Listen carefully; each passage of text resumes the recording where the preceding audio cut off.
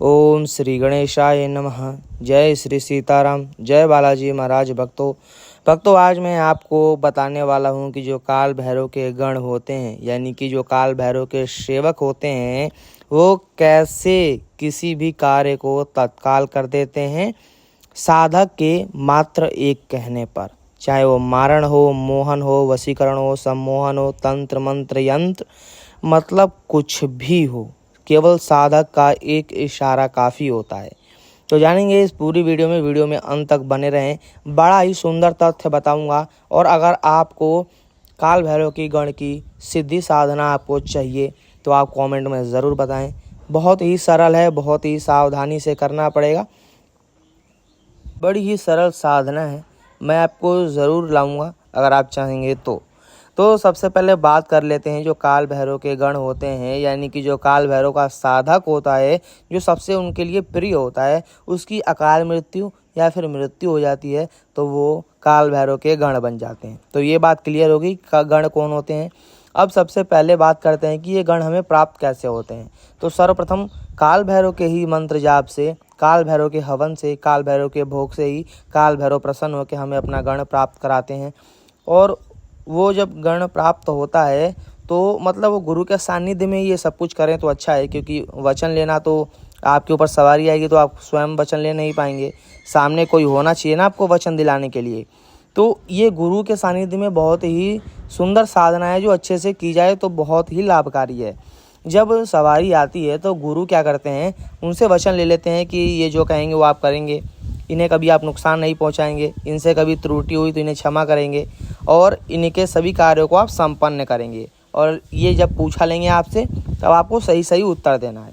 इतना सब कुछ करने के बाद गण जो होते हैं वो साधक के साथ साथ चलने लगते हैं। और बस इतना ही नहीं, मतलब ये हमें गण प्राप्त हो गए, वचन होंगे, तो इसका मतलब ये नहीं कि जो काल भैरव के गण हैं वो बस हम डायरेक्ट बोलेंगे और वो काम कर देंगे, ऐसा कुछ भी नहीं है।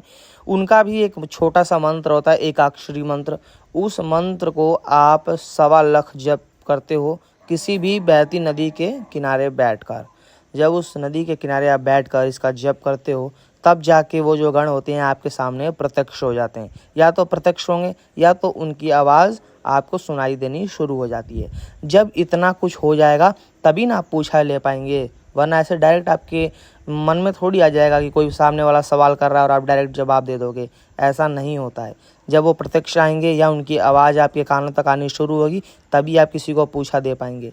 ये होते हैं जो कुछ नियम, और इनमें मतलब कहने का तरीका यह है कि जो नियम होते हैं इनके कोई विशेष नियम नहीं होते हैं। इसमें ना तो आपको ब्रह्मचर्य का पालन करना है, ना ही आपको मांस मदिरा का पालन करना है, क्योंकि इनको सब चलता है। आप जो गण है उनको भोग ही मदिरा है, उनका भोग ही बकरे की कलेजी है और मांस है, यही सब उनका भोग है। वो भोग आपको पर्याप्त देते रहना है। और आपको एक बात ये भी ध्यान रखनी चाहिए कि अगर आप किसी का कठिन से कठिन कार्य करवा रहे हैं, उसके लिए आप वचन देते हैं कि मैं भोग दूंगा, आपको अपनी शक्ति से वचन करते हैं कि ये कार्य कर दो, मैं आपको ये भोग दूंगा और अपनी शक्ति से कहते हैं कि जो भी सामने वाले का कार्य है उसे आप पूर्ण कीजिए, मैं आपको अच्छा से अच्छा भोग दूंगा। और मान लीजिए उसका कार्य पूर्ण भी हो गया, आपको जानकारी भी हो गया कि चलो आप मेरा जो मैंने काम करवाया था वो बाबा के गण ने काम कर दिया है, और आप भोग देने में जिस दिन देरी करोगे उस दिन आपको नुकसान शक्ति पहुंचा सकती है।